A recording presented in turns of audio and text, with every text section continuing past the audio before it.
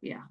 So we start with chapter 14, how to make good habits inevitable and bad habits impossible. In the summer of 1830, Victor Hugo was facing an impossible deadline. 12 months earlier, the French author had promised his publisher a new book. But instead of writing, he spent that year pursuing other projects, entertaining guests, and delaying his work. Frustrated, Hugo's publisher responded by setting a deadline less than 6 months away. The book had to be finished by February 1831. Hugo concocted a strange plan to beat his procrastination. He collected all of his clothes and asked an assistant to lock them away in a large chest. He was left with nothing to wear except a large shawl. Lacking any suitable clothing to go outdoors, he remained in his study and wrote furiously during the fall and winter of 1830. The Hunchback of Notre Dame was published 2 weeks early on January 14th, 1831. Sometimes success is less about making good habits easy and more about making bad habits hard. This is an inversion of the third law of behavior change. Make it difficult. If you find yourself continually struggling to follow through on your plans, then you can take a page from Victor Hugo and make your bad habits more difficult by creating what psychologists call a commitment device. A commitment device is a choice you make in the present that controls your actions in the future. It is a way to lock in future behavior, bind you to good habits, and restrict you from bad ones. When Victor Hugo shut his clothes away so he could focus on writing, he was creating a commitment device. There are many ways to create a commitment device. You can reduce overeating by purchasing food in individual packages rather than in bulk size. You can voluntarily ask to be added to the banned list at casinos and online poker sites to prevent future gambling sprees.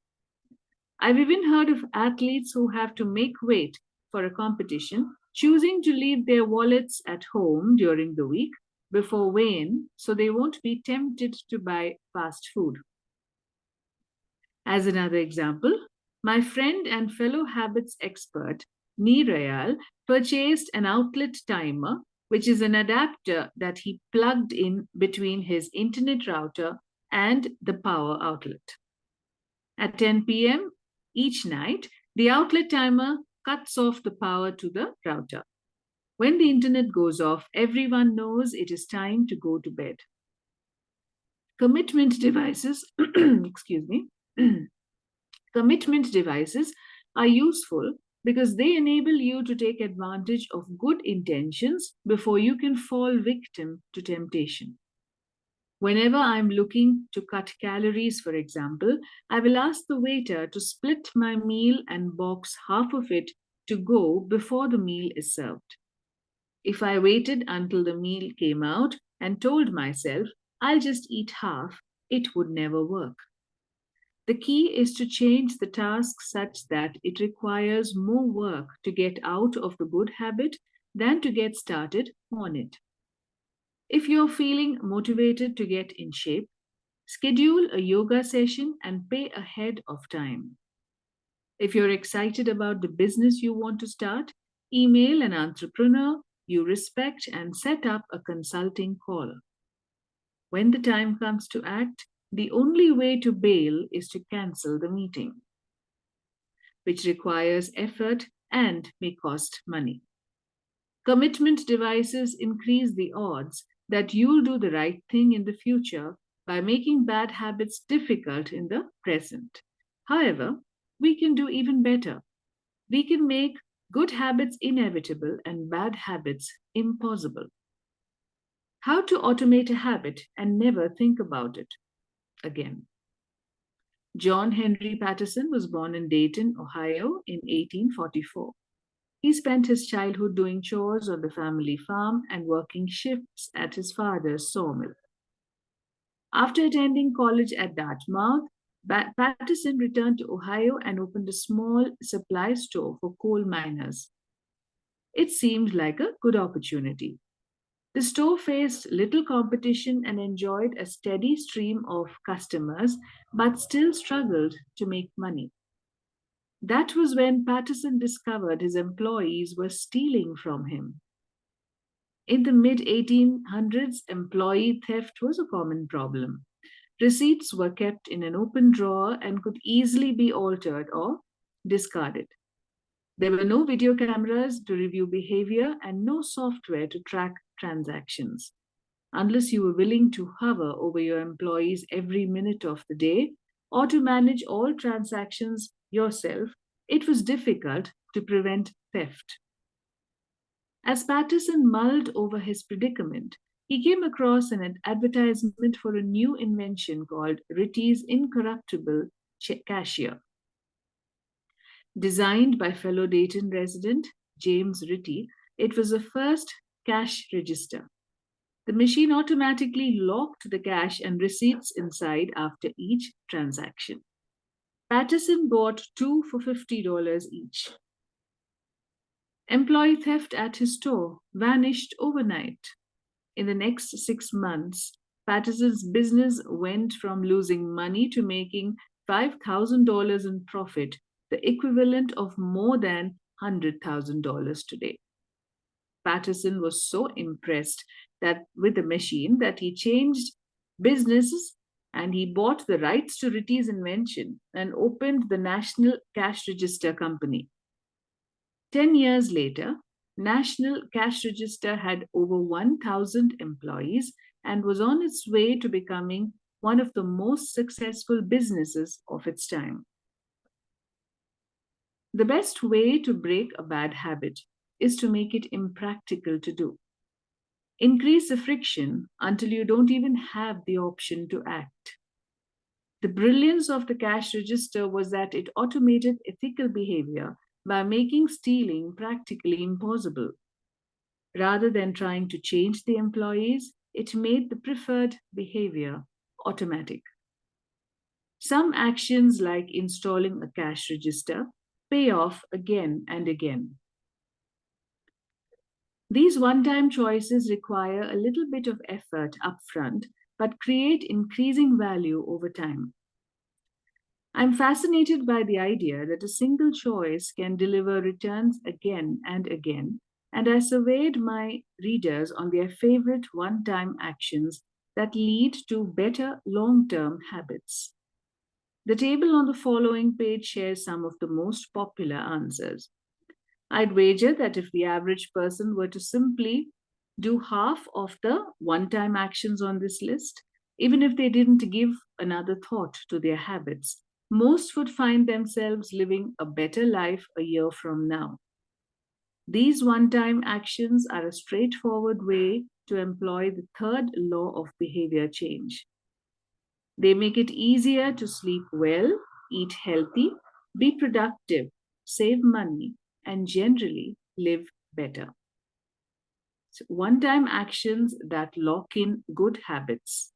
You have nutrition, then you have sleep, then you have productivity, happiness, general health, finance, and I'm not going over these.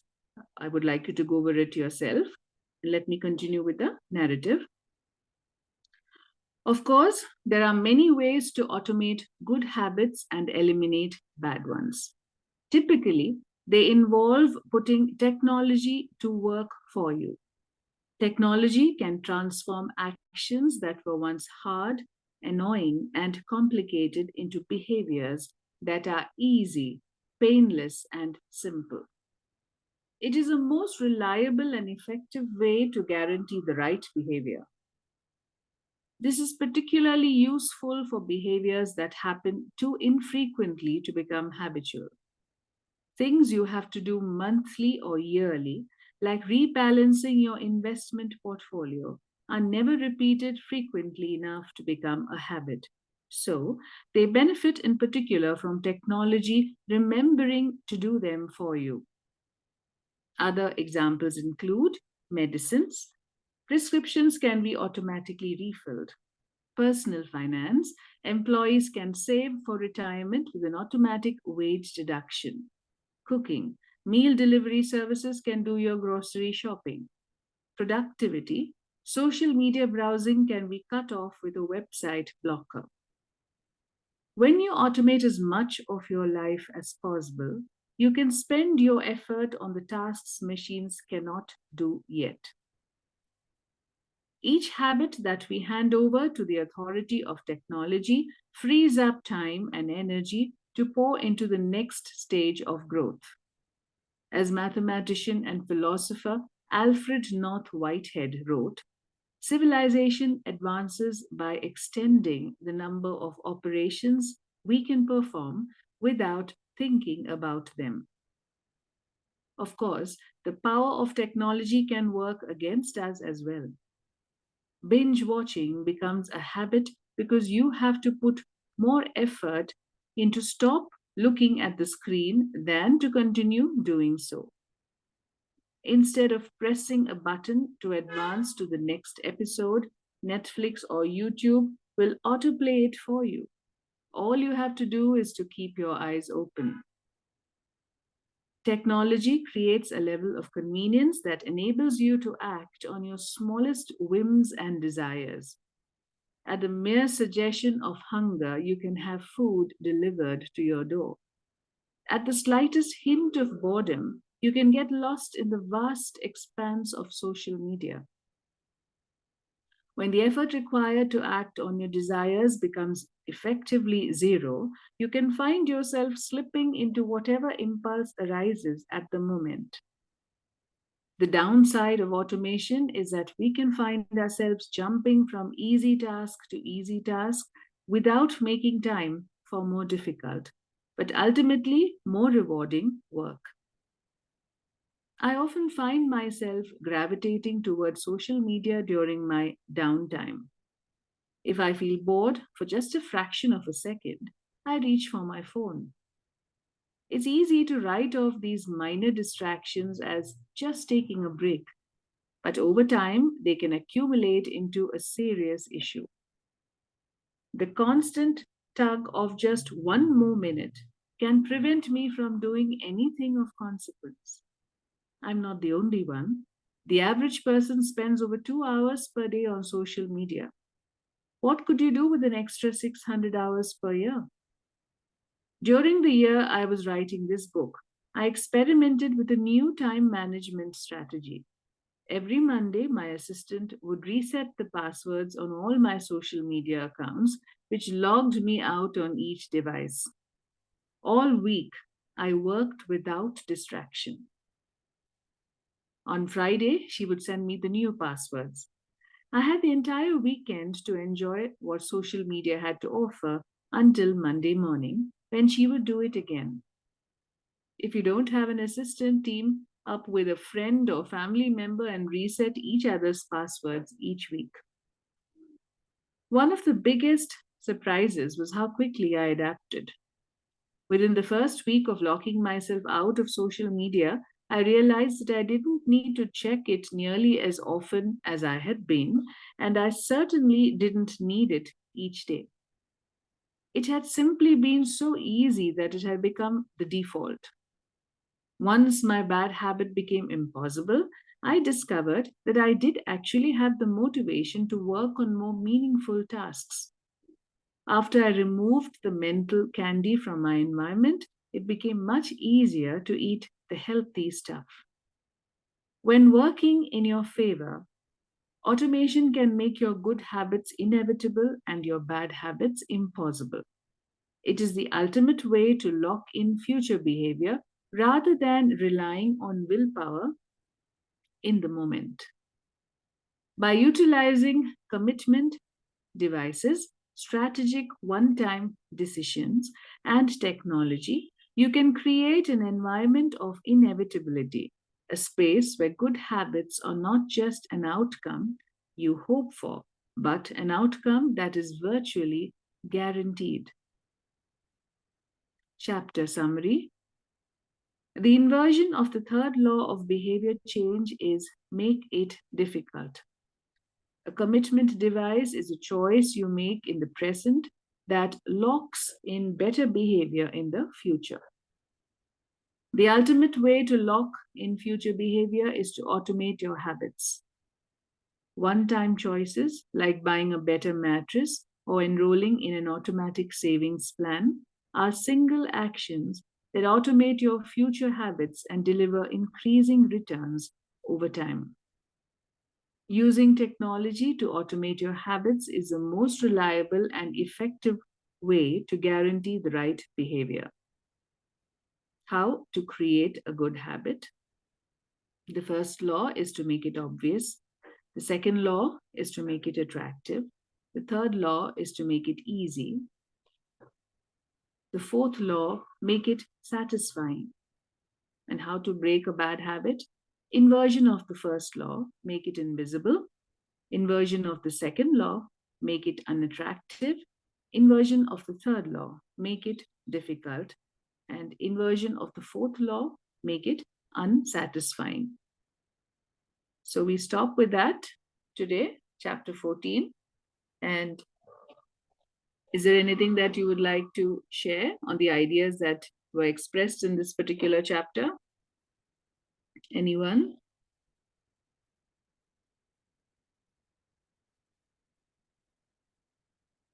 Hi, Shrija. So I Yes. was praising your reading so much, yours and Mega's, Thank you so much. that two of our coordinators also logged in just to hear you speak. Oh, wow. I'm flattered. Thank you so much. So, anyway, as for what this man is saying, I'm seriously trying. I Mhm. am trying to get this all into my life so that my time is more, you know, My God, used. so impressive, huh, that you're really trying. It's not easy. Exactly, I am trying. It's still in the trying stage. I would not say I've achieved it. Still in the trying stage. You're trying, and I think that's half the battle won, no?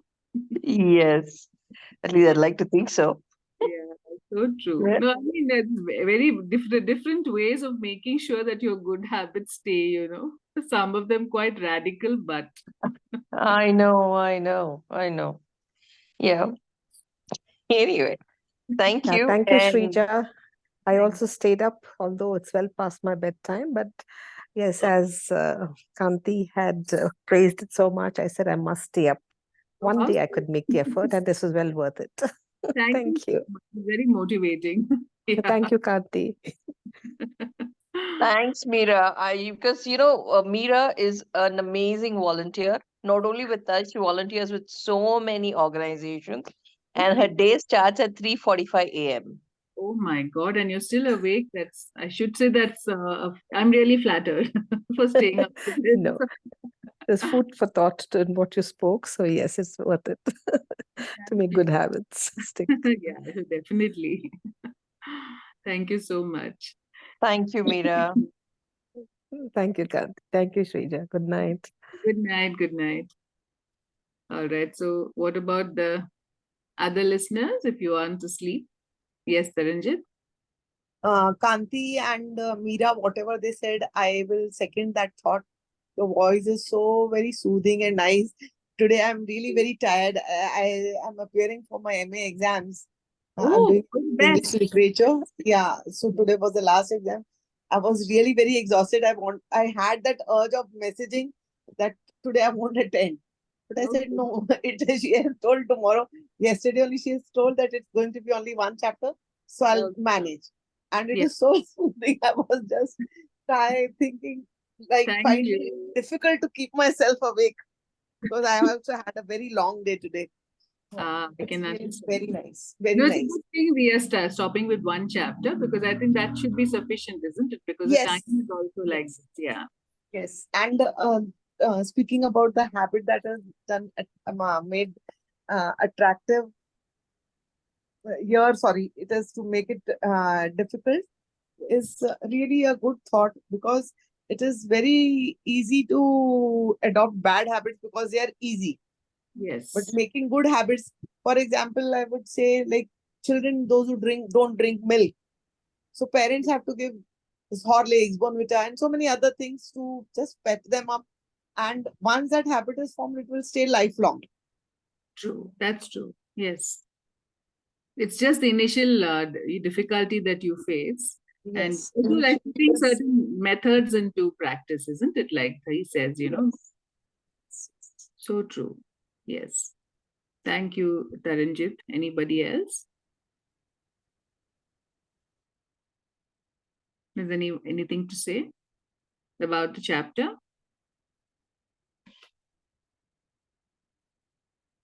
Today. Okay. No one else? I think everyone's had an exhausting day today. So let's stop with this then, and let's continue tomorrow. So I'll leave you all with good night. Good night. Yeah, good night. Sleep well, everyone. And we'll catch up tomorrow. Okay? We'll see.